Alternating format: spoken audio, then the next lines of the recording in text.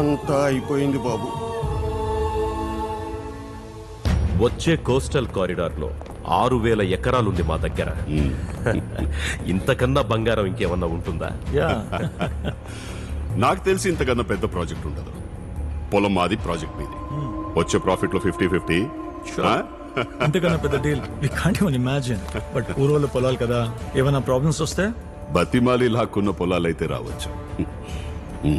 భయపెట్టి కొందరు ప్రాణాలు తీసేసి లాక్కున్నవి. మళ్ళీ ఇటువైపు ఎవడు రాడు.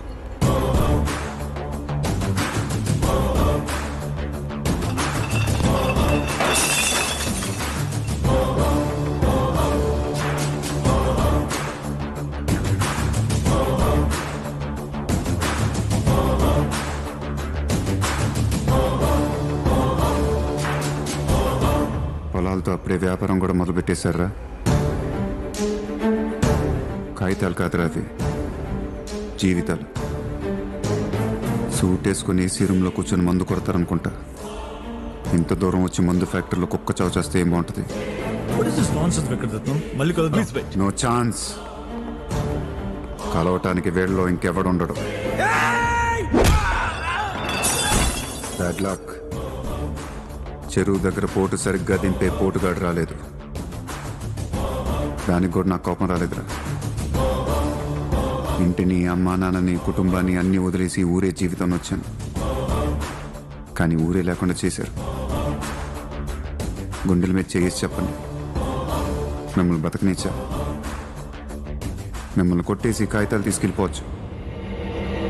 మళ్ళీ వస్తారు, కొడతాను. మళ్ళీ వస్తారు, కొడతాను. బతికేది ఎప్పుడు? దేవరకోట మీద ఒట్టు. చంపేయటమే న్యాయం.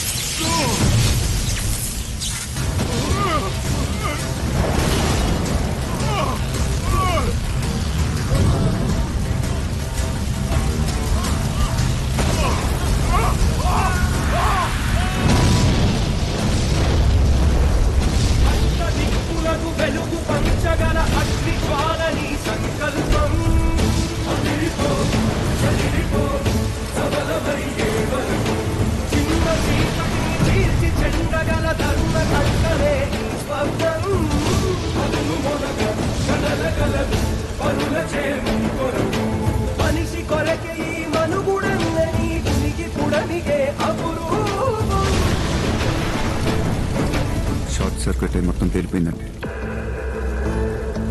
అందులో పనిచేసేవాళ్ళు నేను బయటపడ్డా. పొలం కాగితాలు వాళ్ళు లోపలే ఉండిపోయారు.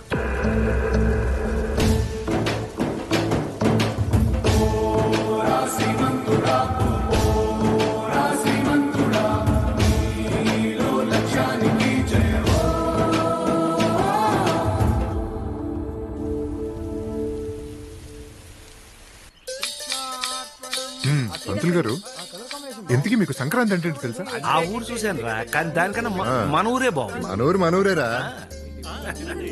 ఇంత పొద్దున ఎక్కడికి వెళ్ళి వస్తున్నావు నాన్న? పక్కన వెంకటకృష్ణాపురంకి వెళ్ళి వస్తున్నానండి. అక్కడ ఎండుమిర్చీలు సనకాయలు బాగా పని అంటే 7. మీరు వెళ్ళేటప్పుడు తీసుకెళ్తారని పొద్దున్న నేను తీసుకొచ్చా.